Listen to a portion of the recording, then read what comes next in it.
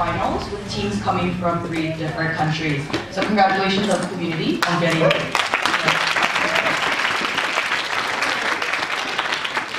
Before I proceed to announce the teams as well as the panel that will be judging the grand finals, just 2 points for the audience. First of all, please keep decorum in the grand finals, so any cell phones, devices that may make noise, please turn that to vibration mode or turn it off. Also, we encourage cheering and supporting your teams, but do keep etiquettes while you're doing so. Second, we realize that this is a super sensitive, emotional, attached motion for everybody. We require the debaters as well as the audience to keep manners and keep everything logical and cool instead of equity violations, because we have Jeff as our equity officer, who's not very a sturdy equity officer to begin with. Alright, so having that said,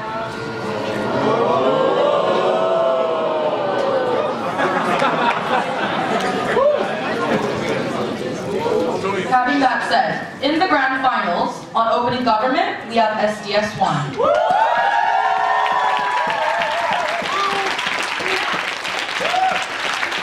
On opening opposition, we have Tokyo 1.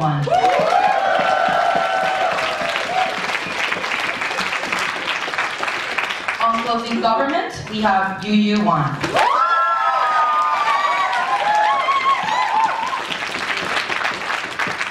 On closing opposition, we have UMAC 1.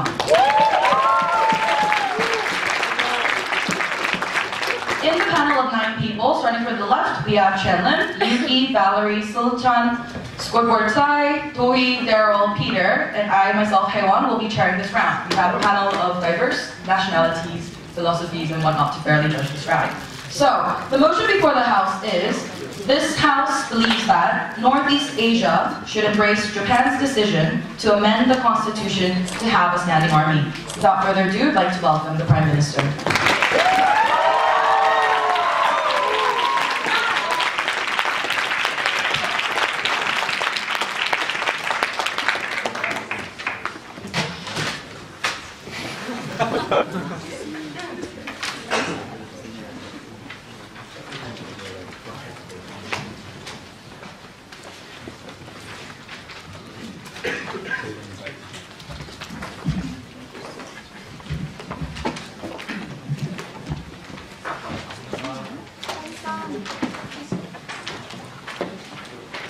First and foremost, I'm extremely proud to represent Solbridge Debate Society in the grand final, the awesome Hospital Society.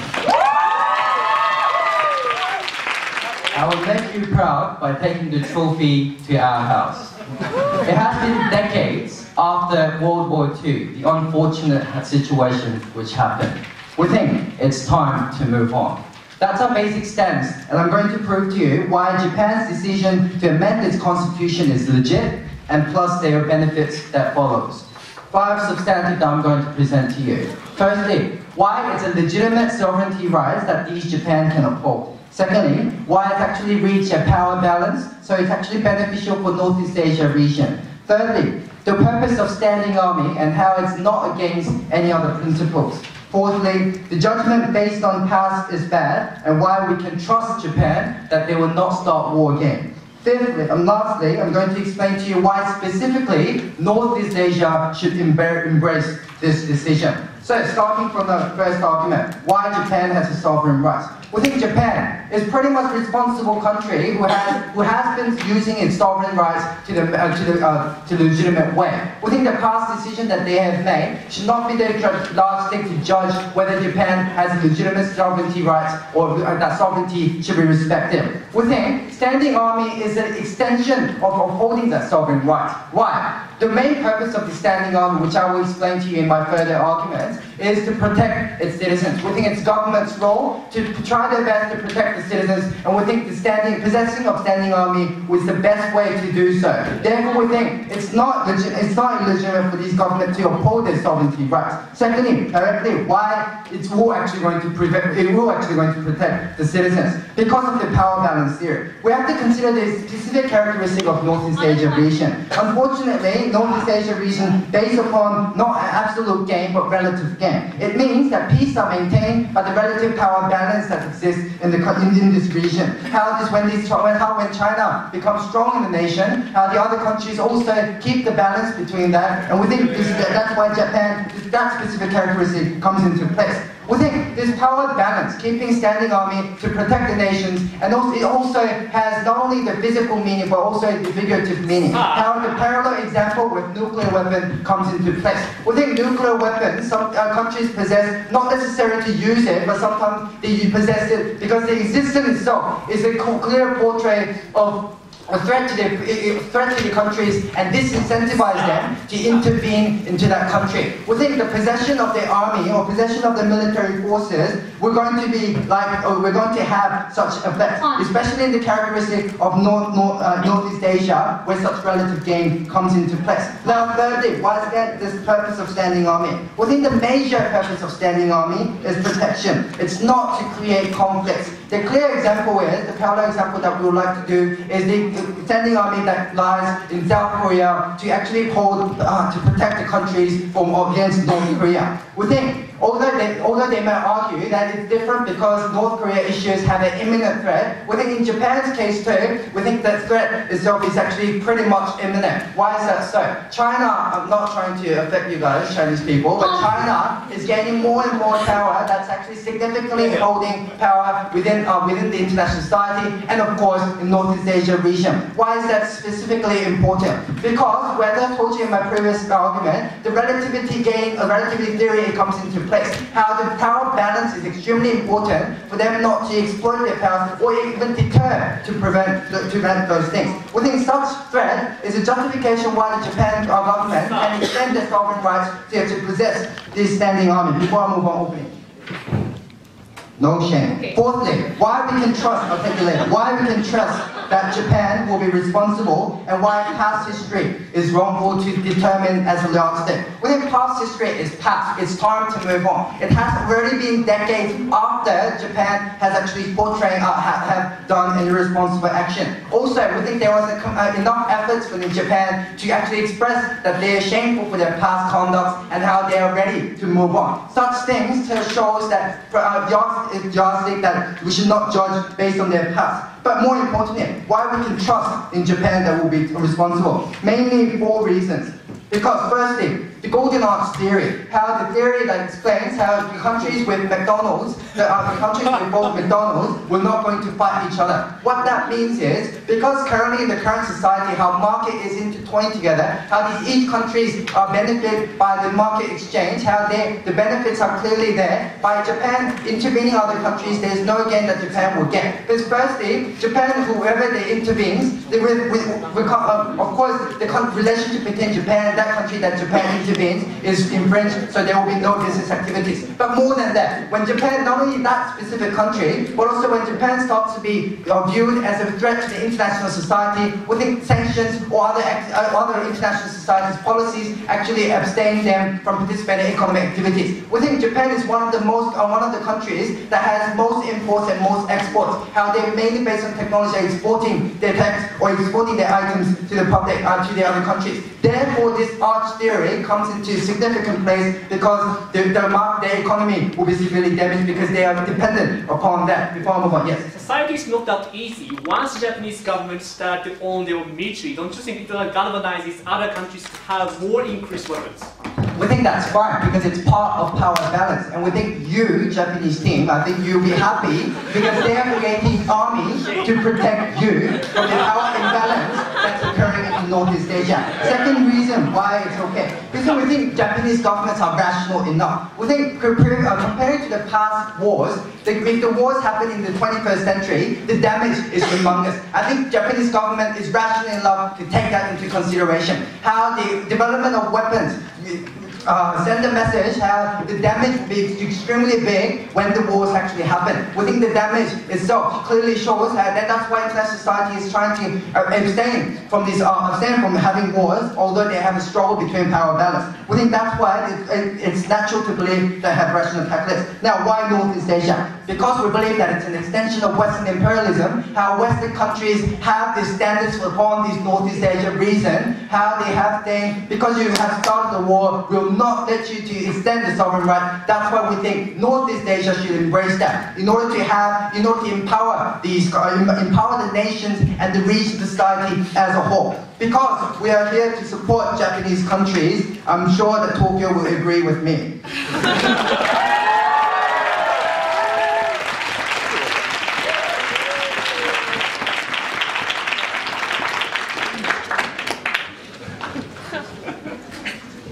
Alright, thank you. Now we welcome the Leader of Opposition. Go ahead.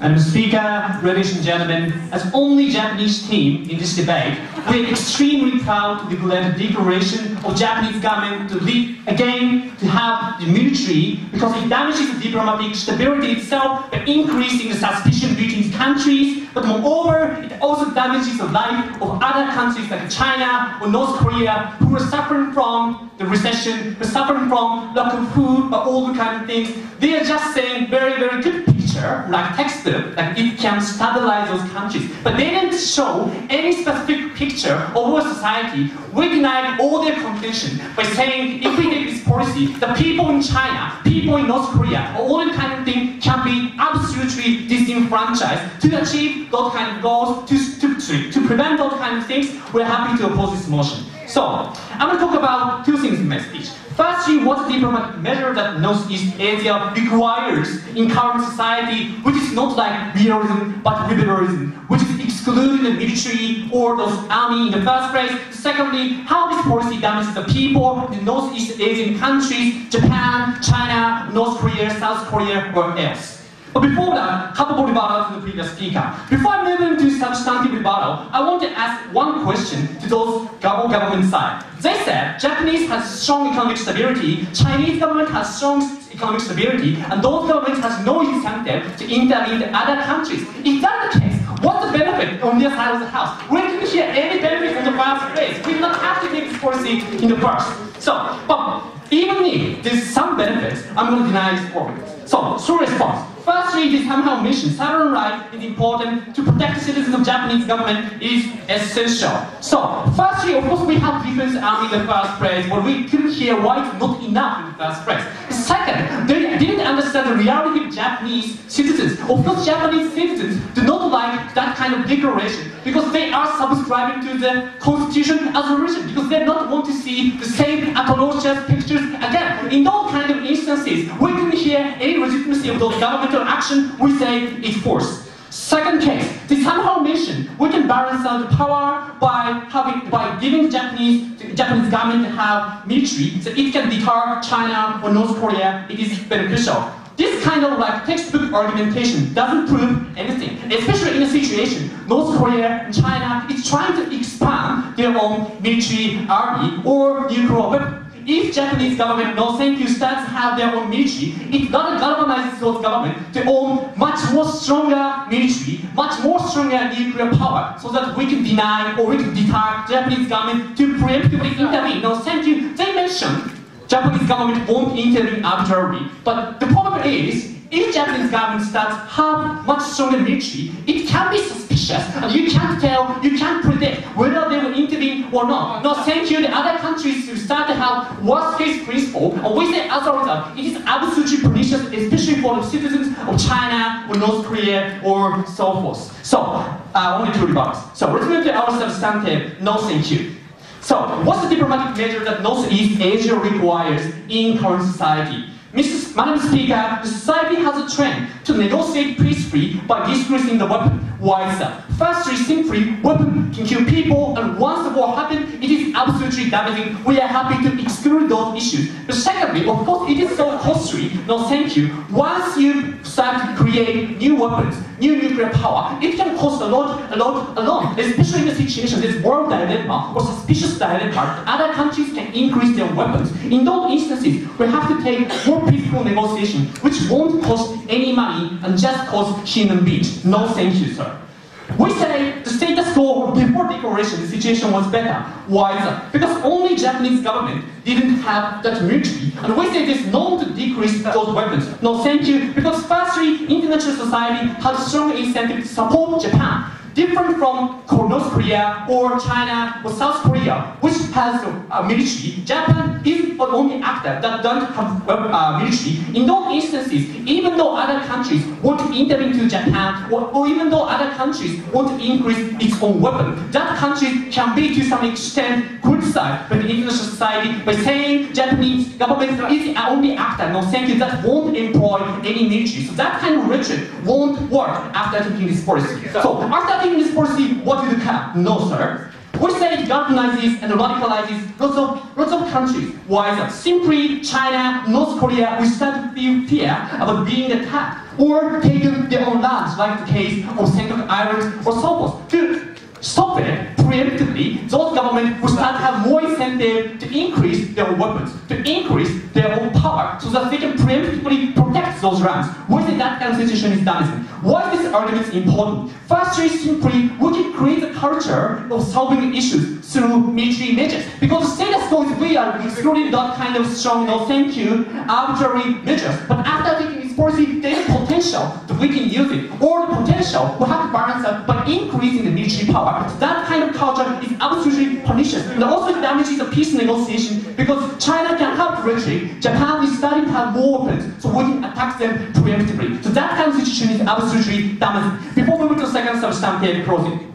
Arms race. China fears Russia, China fears United States, South Korea fears North Korea, North Korea fears South Korea. Arms race is, unfortunately, not mutually exclusive in both houses. If that is the case, we do not have to give the rights to own military for the Japanese government, especially in a situation Japanese citizens do not want that. So, how this policy damages people in the northeastern countries, especially inside? First, Japanese citizens. Of course, as I told you, Madam Speaker, they subscribe to the Constitution as a religion because they declare to protect the peace without excluding any atrocious beings. So, but the declaration of the government is just betraying their own mind, betraying their own promise. We say it's absolutely pernicious, especially the people who have incentive to cooperate with the government. That's why the voting rate or the supporting rate of the Abe government decreased after he declared those kind of issues, or the legitimacy to pay taxes, those kind of things decreased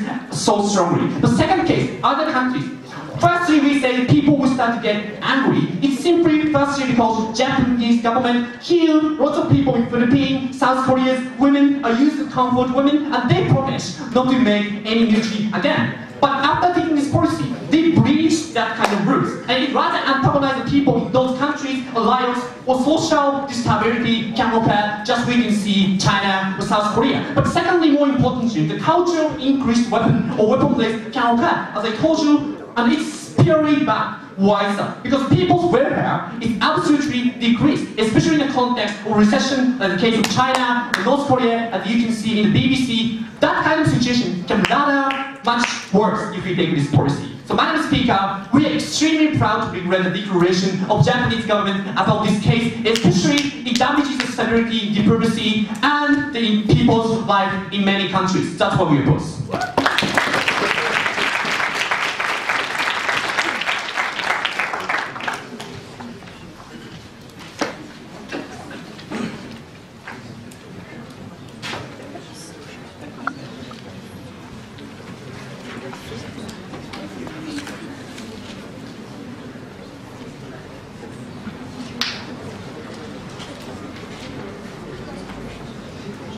Alright, thank you. Now I'd like to invite the Deputy Prime Minister to the podium.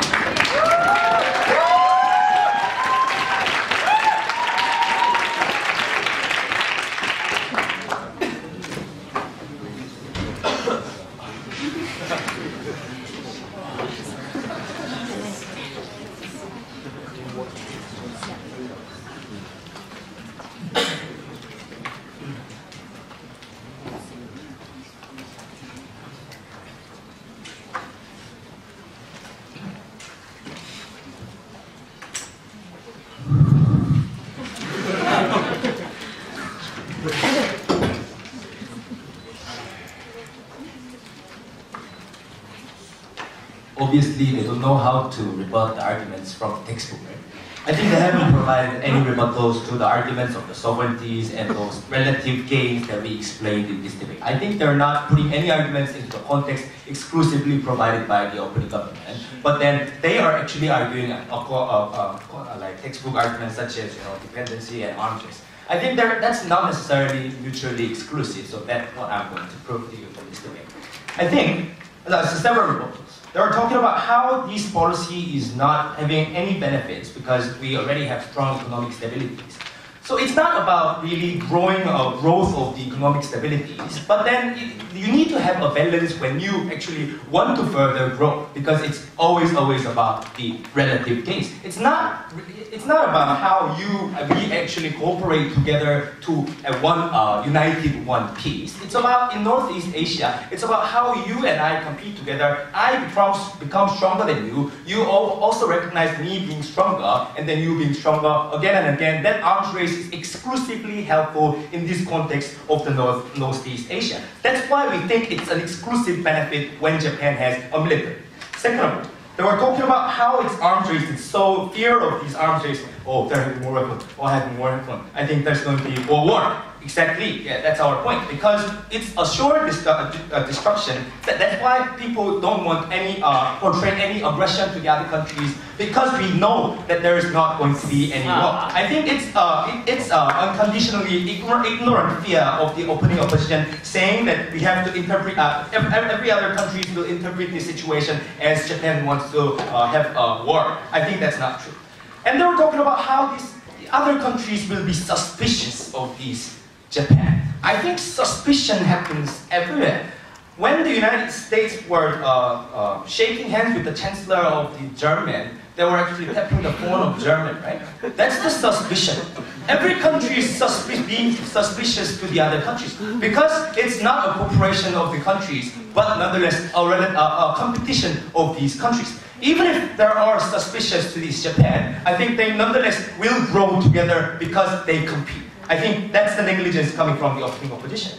And then they were talking about how these things, it costs more when you have new armies, right? I think it's, first of all, textbook argument. We don't care about the cost. This is a value judgment debate, how it's justified and beneficial to the Northeast Asia region. Second of all, is it really Japanese people who's doing this peace negotiation? Because I didn't see any peace coming from Japan. When we were having these negotiations about textbook with Japan, they were more of aggressive to us, not peaceful. When we were arguing that Dokdo is our land, Japan was saying, oh, it's Takeshima. You don't know? It's not Dokdo. I think these kinds of strategies taken by Japan was not necessarily a peaceful negotiation, but rather aggression. That's, I think, if they want to keep the consistency of their diplomatic strategies, I think they overturning all of a sudden into a peaceful negotiation doesn't really work, because it's not Japan. And I think Japanese people would not want that too. That's why I think peaceful negotiation argument doesn't really stand. And then they were talking about how these, other countries will have this Japan so that it can stand alone. Japan will be so protected, right?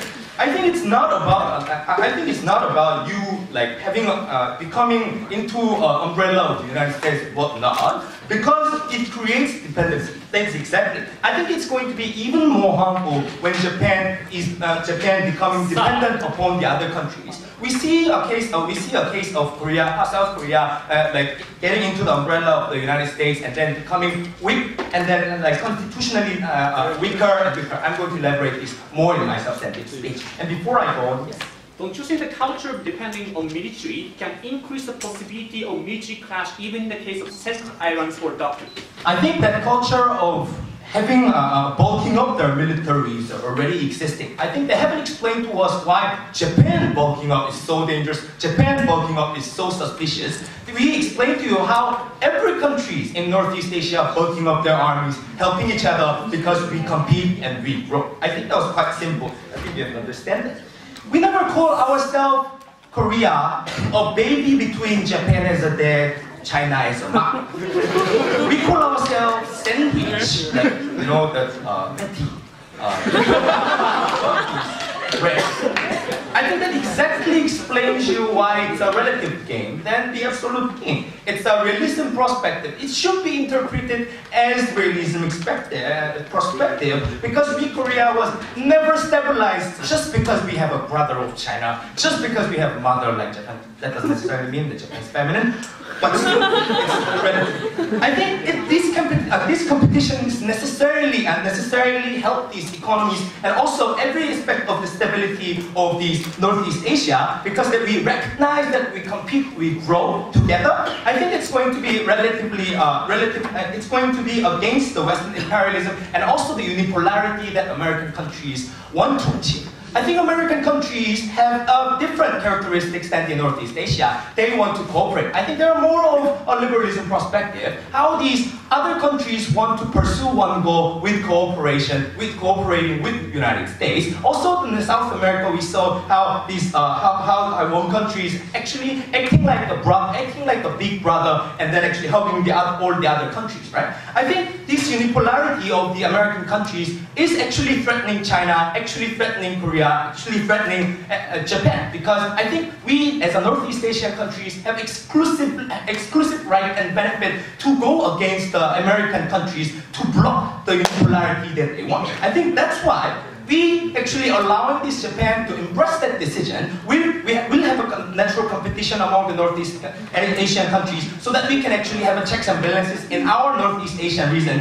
And also this collaborative power that we have will go against the unipolarity they want to achieve. I think back then and then, if it is multipolarity, then Northeast Asia will have more exclusive right to actually voice out in these international arenas and also benefit these countries. And then I want to a little bit more elaborate on how this dependency argument coming from the opening of the question, right? I think we saw South Korea, how the South Korea were dependent upon the United States, going into the umbrella of the nuclear power of the United States. We were taken away of the sovereign rights of having our extensive military power when we wanted to make missiles. They were actually saying, "Oh, I'm protecting you, don't make it." I think this kind of intervention are quite often will be happening when this Japan is not actually having this army. I think Japan being weaker is extensively harmful to the region of the North Korea, and I think we allowing this Japan to have standing military will extensively beneficialize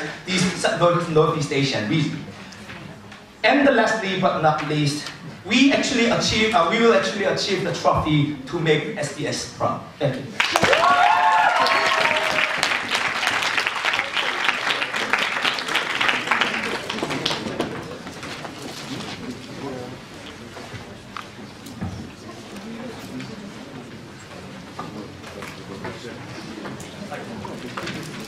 All right, so we welcome the Deputy Leader of Opposition.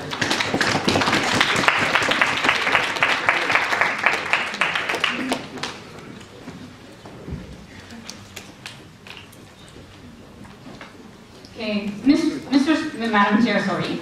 So the debate is about comparison, Madam Chair. So what the opening governments keep saying is tension is already existing, or arms race will already exist in the status quo. But what we're talking about here today is whether or not having Japanese having these kind of standing army is going to exaggerate these kind of army or tension or not. This is a debate about comparison, right, Madam Chair? The other side of the house never ever engaged my marginal points about how China is going to be antagonized and radicalized, and they're going to expand the military, and it's going to increase the possibility of us having conflicts.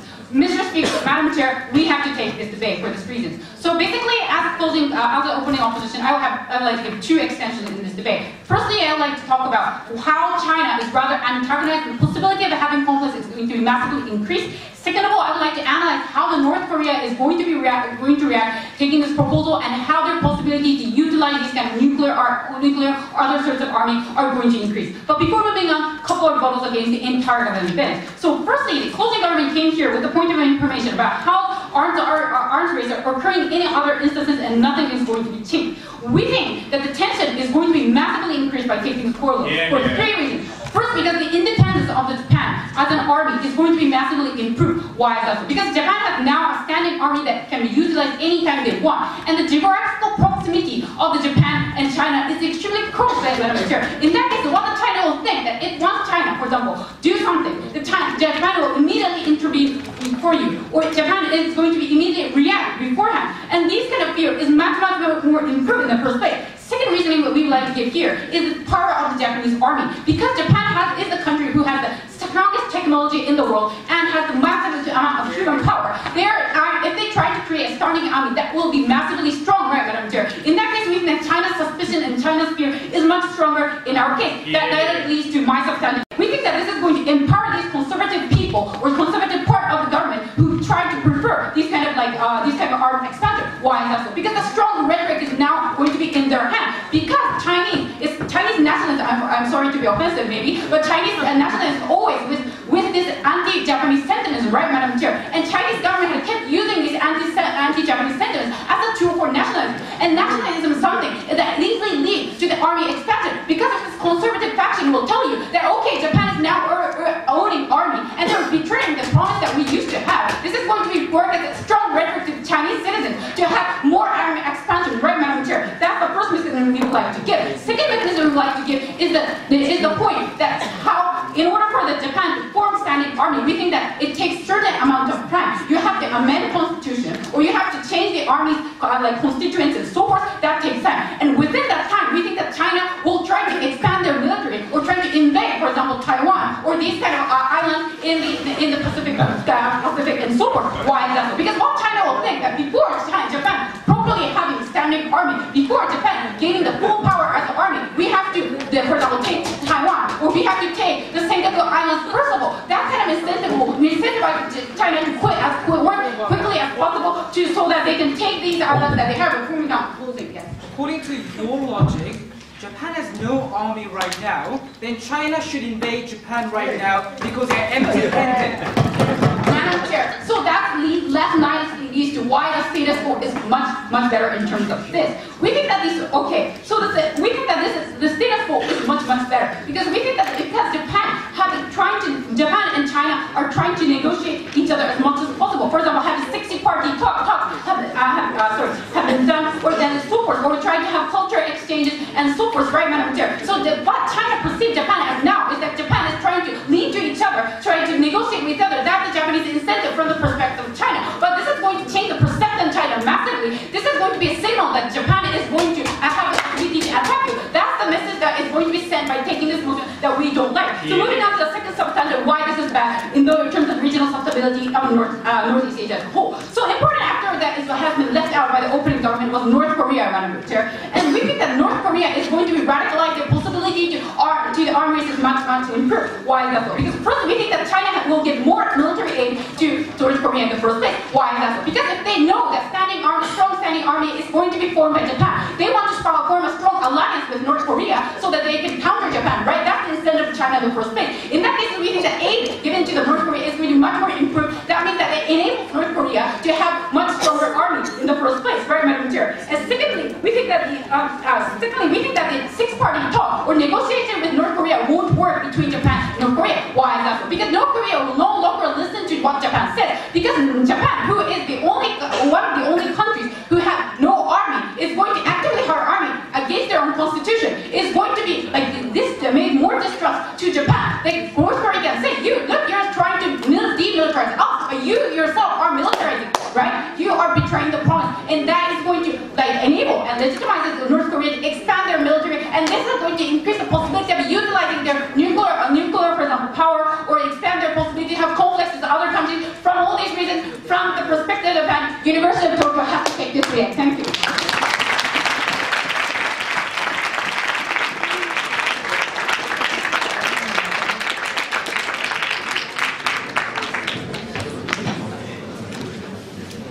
We'd like to ask the audience to keep their discussions to a minimum, especially to those of you right behind us, because it's a bit hard to concentrate. Thank you so much. All right, so that concludes the Open House debate, and I'd like to welcome the member of government.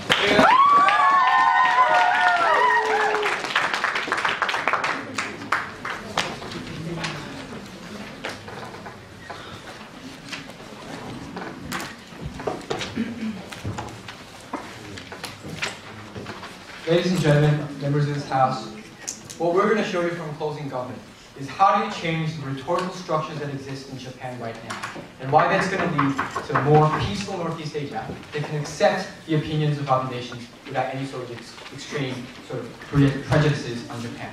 What we're going to also show is by through way of rebuttal, why the paranoia of these guys, that like Japan would suddenly have the capacity to attack everyone and would attack everyone, is fundamentally unjustified, and why that's going to be like some sort of like world or Armageddon is completely untrue. Before I move on to my extension, let's look at a couple of points of rebuttal. First point of rebuttal, on this distinction between necessity and right.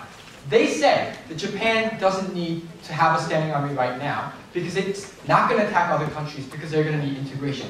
They totally missed the argument from the opening bench in which they said every country has a right to self-determination. Every country should have the options available to protect themselves in a manner they think is okay. And we think we can perfectly accept international conventions and treaties that do not justify preemptive actions or aggressive action in the first place. Like, we don't understand why they think that automatically having a standing army means they're resorting back to the colonial expansion attitudes that existed in 1945. Second point of rebuttal, is this good for Japanese citizens? The first kind of statement that we heard was that Japanese citizens don't want it. Like, if 99% of the Japanese population don't want it, okay, you don't have to have one, but Northeast Asia should at least allow the option of Japanese citizens having one. That's the debate that we're having. Secondly, like, them from being Japan don't recognize how their prime minister was elected. Because Abe was elected on a platform of an expansive Japan by amending the constitution charter. That's how he marshaled support from rural regions, like with the LDP power base, and sort of having votes and getting elected. No, thank you. Like, and we think a lot of people would consider the issue of getting elected if they had the option to do so. Then we decided that costs are too huge. Like, this is a ridiculous argument. We think the cost that you pay to have an insurance policy against attack is pretty much well paid for. That's justified. And you can have, like, you can make the army more efficient, which is sort of sad because the Korean army, it really isn't. But Japanese people can, because they're smart. Why can't they? Last point of rebuttal is the idea of the culture of aggression and how you increase suspicions. We have a couple of responses to this.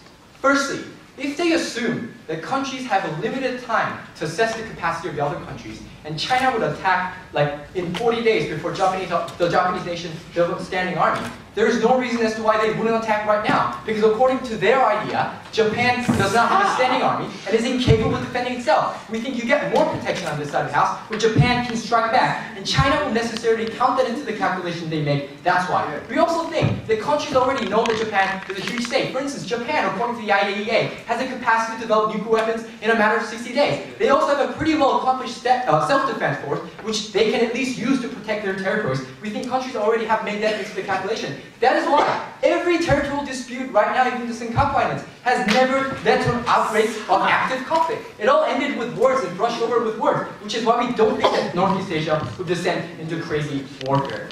Last point of rebuttal. This is my favorite argument.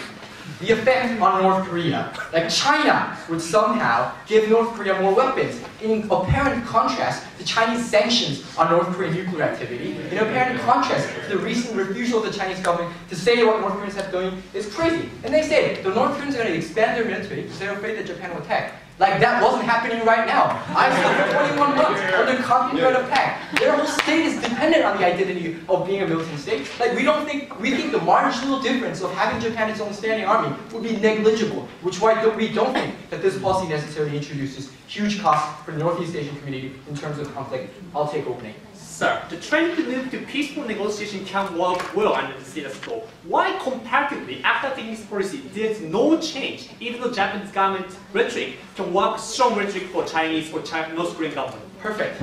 Nicely onto my extension. We're going to introduce the extension that this delegitimizes the rhetoric of the far rightists in Japan, why that leads to normalization and the correction of the perceptions that Chinese people and Korean people have. Let's look at the status quo. The current constitution, in which Japan is not allowed to have a standing army, is a result of the San Francisco Peace Treaty in 1945, which is completely drafted up by General MacArthur and his fellow graduates at West Point. We think Japan, and a sizable minority in Japan, this is where the large number of far rightists in Japan get their rhetoric from. We think there is a dialogue, in contrast to the dialogue of peace that exists within Japan. A dialogue of victimhood, a dialogue of paranoia and a dialogue of foreign interference into the affairs of Japan. This is precisely why the fears were stoked and many far-righters that are sizable factions of the LDP were elected this election, because people like Ihara, the mayor of Tokyo, was getting elected on a platform that said, we will not suffer humiliation anymore, we will expand out to the reaches. So how do politicians sell these ideologies to Japanese people? We think they have a lot of crazy things. For instance, they refuse to apologize for the past. But that platform is sort of crazy. The main platform which they try to convince Japanese citizens is the fact that they don't have a standing army, that their constitution forbids Japan from ever being proud and ever being a true, full, sovereign state. That's how they get many votes. It's not because everyone believes that having comfort women, raping comfort women was good. It's because a large part of their agenda is actually something that is persuasive to the Japanese people. Why do we think North Korea accepting Japan to have a standing army would change this? Because we think the Japanese people no longer perceive the standing army issue as fundamental to the election of these far-right people. We think people now can rationally differentiate the agenda of not respecting or not apologizing to the past and having a standing army. The vast majority will now recognize that after you have a standing army, you do not no longer have to opt into the rhetoric of the far-righters, which says that Japan is a humiliating country, which says that Japan has no standing army and thus is less independent in comparison to other countries. We think a great example of this is, for instance, Israelis' attitudes on negotiations between Hamas and Fatah after they raised the wall in the Western Bank. They perceived the negotiations between the Palestinian parties as something fundamentally dangerous to the Israeli state, but once they erected that wall, and once the security concerns of the Israeli people were taken care of, they could now actually rationally perceive what was right and what was wrong. We think taking care of that security concern, taking care of that rabid paranoia, actually allows the Japanese people to distance themselves and divorce themselves from supporting crazy people like Ihara. That means that Chinese politicians can no longer use sound bites of people like Abe making controversial comments like usually, and people like Ihara making controversial comments. They can no longer use their sound bite. They encourage massive nationalist attitudes that are necessarily prejudicial for the Japanese people. We think that's good, because the one biggest reason why there is so much nationalism is that politicians are able to use these kind of signs. Like, for instance, Japanese politics supporting Ihara and everything that he says. We think they use that to persuade other people in society like me, or not me, I'm not persuaded, completely not. Other people that are not able to engage in a rational discourse. That's how there's more prejudice, that's how there are more perceptions. So simply, I'm happy to propose.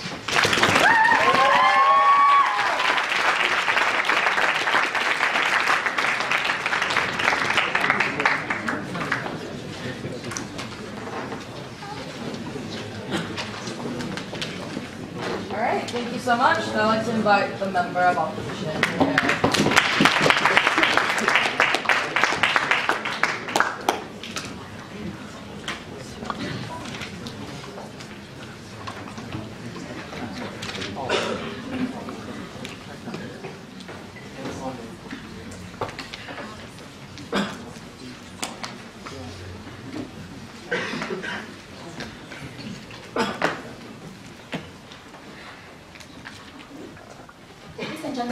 Problems to deal with their side. First problem is we don't know what they want to solve the problem at the end of the day, right? The second problem we have with them is till now they haven't provided us any reason why they need to support this choice, right? And thirdly, they still fail to tell us why the defense army is not sufficient, that the other Northeast Asian they need to support for the standing army, right?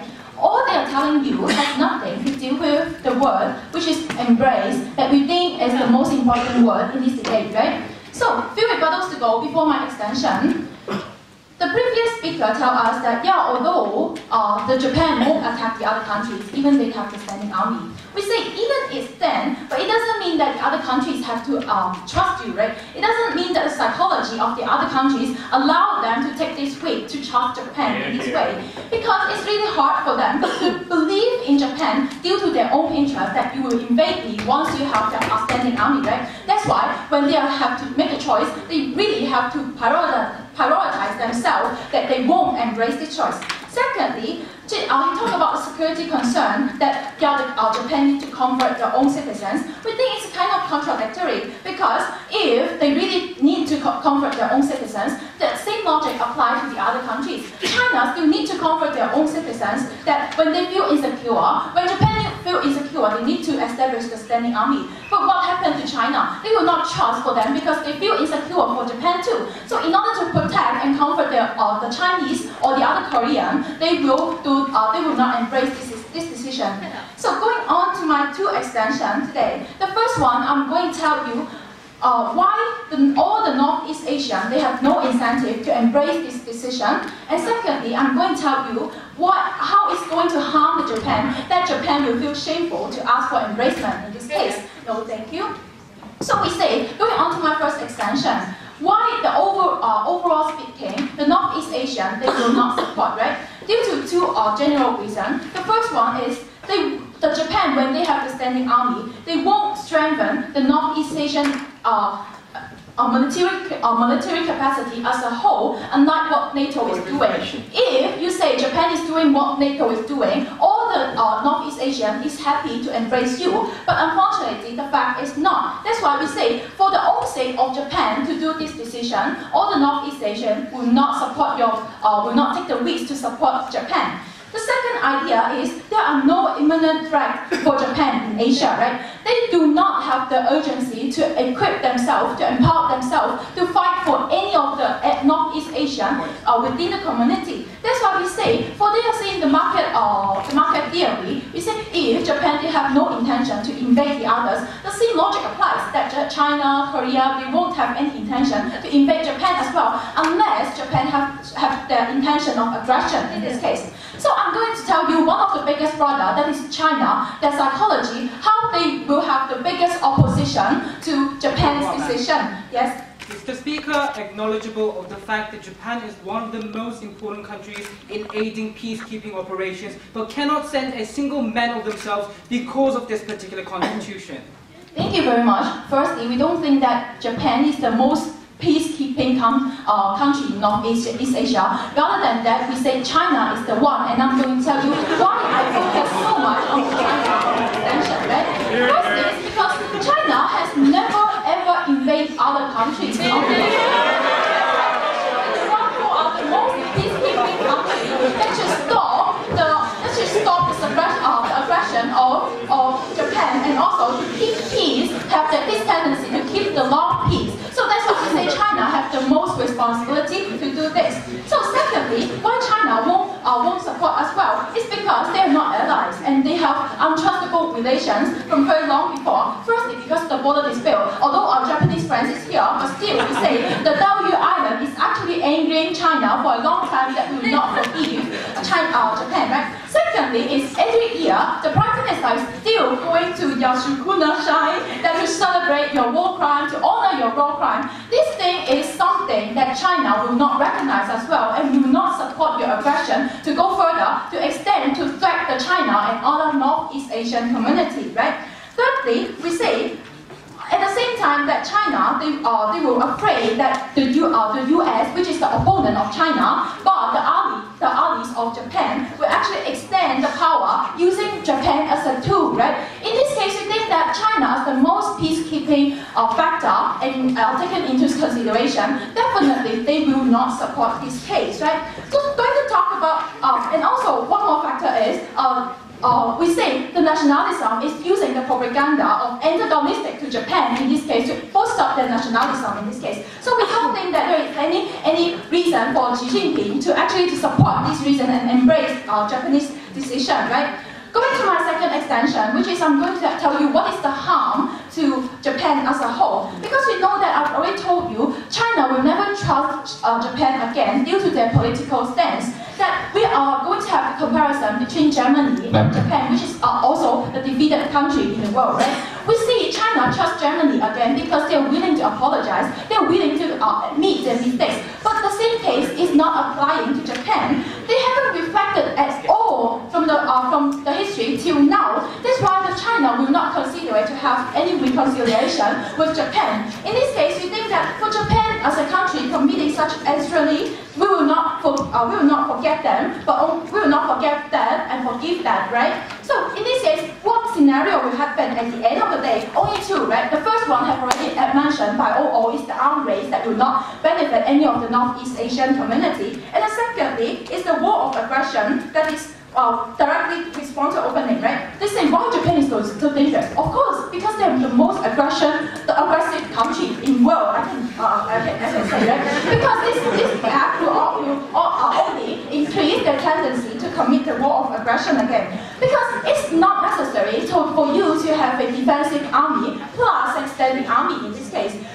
What will happen if they have a more than sufficient army in this case that will harm the Japan to commit the war of aggression again? Firstly, it's still suffering from economic recession. They have no money to actually have extra spending on the military, but still they need to focus more on the people, right? And secondly, if you really have to make the arm race, we think that definitely Japan will lose, because I'm so proud to say that China has much more capital to fight with the arm race, to equip the South, and to have more resources to keep the peace and also to stop this aggression of the Japan. So at the end of the day, I'm so proud to oppose something that will harm Japan, that will destroy the interrelation and the policy that no Northeast Asia will support. I'm so proud to oppose. Thank you.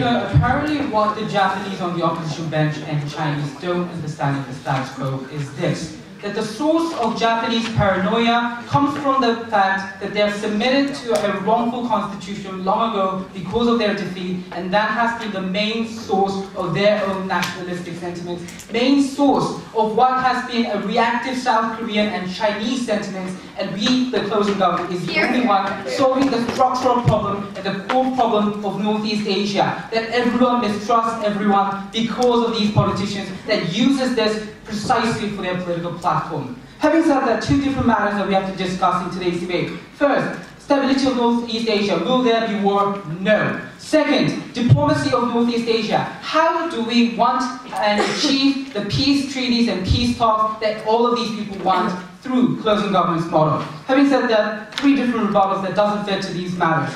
First, Japanese citizens don't want this. Apparently, opening opposition is not tuning into Japanese politics, because we saw Japanese politicians becoming elected precisely because they were arguing for stronger Japan. And finally, even if that's not true, we think that today's debate is already clarified by Min Jae when he argued that it's with the premise that if the Japanese people want, Northeast Asia should embrace this, therefore not attacking any of the spirit of the motion. Second, what is the difference between defense army and standing army? There is a significant difference in two different levels. They cannot even aid allies in the status quo. They cannot even send again peacekeeping operations, even if they have good intentions. That's a key difference already. But another difference that was contributed by Min Jae, never rebutted, is this: that the fact that they have a constitution disallows them to have standing army itself is a sign of submission. Itself is again a sign of the fact that they don't even have sovereignty in the status quo, and that is the major source that we want to cut down in this debate that the opposition never understood. On a third level, China does not go to war, and China is strong coming from weird closing opposition. Then they're backstepping opening opposition because opening opposition's argument was predicated with the idea: if Japan does it, China will attack. But finally, if the Chinese army is so strong, we think that it gives more than legitimacy for the Japanese to also have its standing army, also go for its standing again operations, because finally that is showing the need for the Japanese army to exist, Madam Speaker. Having said that, two different matters again. First, regarding will there be war. First, China will attack, which was backstepped by closing opposition. We think that the production network between these countries are already stopping this particular thing to happen. When you are a major importer and major exporter of each other at the same time, obviously you're not going to attack, because again you're destroying your own factories there, you're destroying your own again sources of income there, and therefore it will not happen. Not to mention furthermore that the Japanese-US relationship will prevent this anyways, Madam Speaker, despite the fact that Taiwan is not the strongest country in the world. Taiwan is safe now. No thank you. But second, on the arms race argumentation, we think that the problem of arms race currently is this: that China will still have its arms more and more because of the existence of the United States. China had skirmishes with Russia and Soviet Union in 1972 that shows that again, growing Russia is a source for Chinese anxiety. North Korea hates South Korea and therefore try to hit us anytime. South Korea will try to defend themselves at any time. In other words, in this particular context, where again China is already going against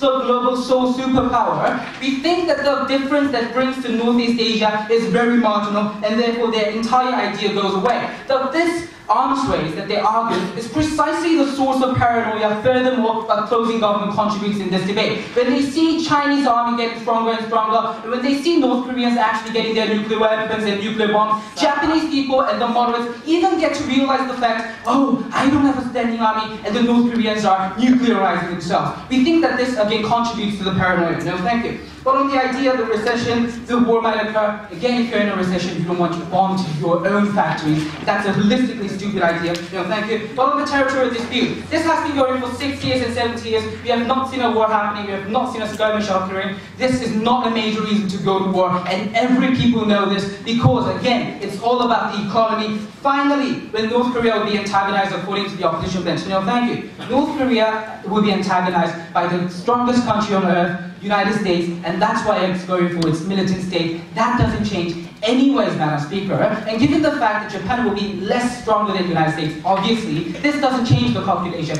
anyhow. Then finally, let's move on to the second matter. How do we better the diplomatic relations? But I'll take Tokyo 8. Even if this motion can stabilize far-right movement in Japan, don't you think this motion destabilize other countries and damage Northeast Asia comparatively? No, because, moving on nicely, the closing opposition kept on arguing that there's rhetoric existing in the status quo. That's exactly why closing government comes into this debate. The status quo is this. Japanese far-rightists now persuade the moderates because this is one of the most fundamental, easy ones that's even written in textbooks. You get to know that if you don't have standing army, you don't have sovereignty, and therefore even the moderates get persuaded this particular fact. So thank you. But the problem here is, these far-rightists getting against sizable support in Japan becomes the rhetoric of South Korean politicians and Chinese politicians arguing, hey, look at Japan, we should hate Japan, and that becomes their exact political platform. In other words, once we actually rationalize a country with paranoia, a country that thinks that they don't even deserve the basic sovereignty that even Germany has, which holocausted Jewish people, we think that at the end of the day, the blame actually goes to these Japanese, must go to these Japanese far-rightists, but that doesn't happen in the status quo. In other words, what closing government argues is this. We're cutting down the major source of legitimacy of these Japanese far-rightists. And given the fact that now their source of legitimacy is going away, we think that this is sufficiently enough to also lower down the far-rightist movements in South Korea, in China, because they no longer have the legitimacy. Because a mayor in Osaka argues, that doesn't become, because a single Japanese argues for far-rightists, that doesn't become the reason for South Korea to go nuts. But when Abe, the Prime Minister of Japan, argues for far-rightist movements and plans that actually antagonize South Korea. In other words, given that there are rhetoric in the status quo, and that's a major reason for destabilization of Northeast Asia, the only team that tries to solve this in this debate is closing government, and that's why we should take this debate. Because at the end of the day, the only way to delegitimize these particular groups that has been the most belligerent, but at the same time most impactful and problematic in our world, is the only way for closing government. But what about the short-term repercussions? But given the fact that war will not happen, Madam Speaker, of course South Koreans will hate this for a few time. Of course Japanese will hate this for a short run. But what we are arguing here is simple. We will get to know that war doesn't occur despite the fact that Japan rearmed itself. We'll get to know that as Germany reaffirmed its position in the European Union, that finally Japan is a believable country, that despite the fact that it rearmed, despite the fact that it has reconstitutionalized itself, it doesn't go to wars and it doesn't destabilize the country. Well, North Korea does, but not Japan. So what is the side of the closing government? We argue that we need to target the core source. Everyone's playing on peripheral sides. Closing government takes this debate home.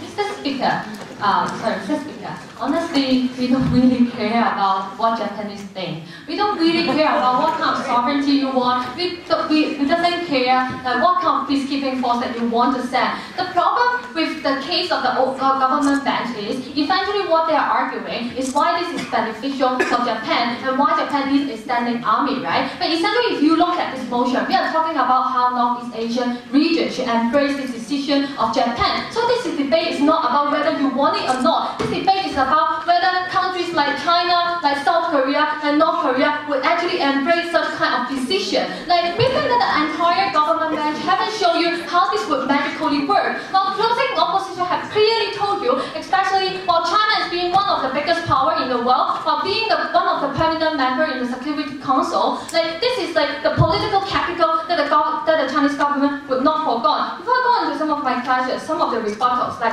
first of all, like if you listen to their speeches, right, they talk about how it's so essential for the Japanese government to boost this sovereignty, how like they need the government, like they need to prove that the state is not an aggressive state. Like what we are saying here is that seriously, the rest of Northeast Asian country doesn't have the interest to let you even have the sword to show whether you are peaceful or not. What they want essentially for Japan, given the track record in history, is to not have a standing army again, so they will not risk for being invaded again. We think that this is the incentive and this is the mentality of China, Japan, like China, Korea, and and North Korea, right? Like especially we think that it's especially problematic when we talk about like how magical regional stabilization is going to happen, how like they will peacefully hand in hand just build up this region, and we are going to be able to compete against US. Firstly, we think that the reason why like Japan is ally of US, right, is not because China is not willing to be their ally. They are ally of US because they want to be a small brother of the superpower in the world. We think that it's essentially not because it's not really like it wouldn't happen like magically just because they have a standing army. They don't suddenly talk to China, hey, let's work together, like hey, let's work together and compete with USA and be there. And balance the power with the Western region. We think that it's not going to happen. But more importantly, why regional stabilization will never happen is because like the interstate relations that we are talking about here. So what would happen if Japan really have a standing army, right? This is the rationale of the Northeast Asian country that they are going to have. Like first of all, when you have a standing army, you are going to irritate China. So obviously, China is going to increase the military expand. And on the second level, we think that South Korea will also be threatened as well. So what will happen is that they will also increase their army spending. So what will happen next is that when North Korea, seeing South Korea as their primary threat, is increasing the military arm, then they will increase their military arm as well. We think that this kind of interstate relations is probably the reason why we think that the kind of regional stabilization is not going to happen, especially they have failed to show how and why essentially is the interest and incentive for the other state to embrace the decision of Japan. Now, going to my classes, right? Essentially, what we are talking about is what I had mentioned to you earlier. In order for them to win the case, they really have to show you what essentially is the incentive for them to embrace such decision. We think that we believe that yes, of course, it's always in the interest of Japan to have their own standing army, right? But the problem that we have here, if you look at the cases of China, especially like exclusively come from an analysis of a member of government, what we essentially told you, like first, if you go to Nanjing, we still have a museum of Nanking Massacre. We think that Chinese people are still going there to remember what atrocity have happened to them. And second level, right? Let me say that like the mayor of Osaka said that comfort women is a necessary tool in terms of war crime. What happened is that we do not think countries like South Korea or China would think that like Japan is actually like reflecting on the wrong that they have done onto them. And that's why they would not see a possibility of how this state would stabilize themselves and they would go for a peaceful approach. Like third level, if we say that like the interstate relation between China and South Korea and Japan is actually extremely fragile. Like whenever like annually, when the Prime Minister of Japan actually go to Yakushini shrine to honor the war criminals, we think that this is a time that like the diplomatic relationship dropped to the frozen point. So we think that this kind of relationship would just suddenly magically like happen if you just give them a standing army. Especially like most importantly, like the incentive of Chinese government is always to keep Japan in the antagonistic relations. Why? Because they have been using this as a political tool and political propaganda to boost up the nationalism of the citizen. We think that it's always easier for us to have an outside army that has to like stabilize the internal instability of China. We think that this has been the kind of political tool and propaganda that China have been using, and that's why they have been spending so much money to rebuild the Nanking Massacre Museum in remembering what kind of atrocity that Chinese people have experienced here. We think that this is essentially the reason why, especially like China, would not have the incentive to support this decision. We think that this is the same case for South Korea or North Korea, especially when South Korea is itself a country that was being invaded by Korea, and that's why they themselves are being irritated by the speech of the mayor of Osaka. We think that the same reason applies. The thing is, even if they keep on saying, hey, Japan has moved on, this is 21st century, but the problem that we have is the people in China and in Korea haven't moved on. We are still trapped in the atrocity that that Japan have committed to us. We are still being trapped on that. Apologize yes. This debate is not about feasibility, because if that's the case, your argument saying that war will occur is most unbelievable. No, this debate is about feasibility, because when you are talking about how they should embrace it, right, you have to show us why they have the incentive to embrace it. This is the question that we have been answering, we have been asking. Like, lastly, we think that why it's even harmful to Japan itself, right? Like, as my partner had already told you, right, given that like Japan itself is experiencing economic recession, we think that keep on spending on military is probably not the best choices that they can make. We also told you, when you are talking about arms races, China obviously have an upper hand, and that's why we say that when you really want to go for stabilization of such region, you should not allow Japan to have a standing army. And then I also asked the question, like how, because China is not going to invade Japan, so how our case stand, right? Well, the reason why we are saying that China is a peaceful country is because under the status quo, as long as China do not see Japan as a threat, we think that it's always in the interest of China to prioritize its economic development. But this dynamic change, if Japan suddenly acquires a standing army, then we think that China will have more political incentive to actually attack or increase the military defense in terms of Japan. Like, being a Chinese, very proud. Oh, thank you. Thank you. Leaders, please cross the floor and shake hands.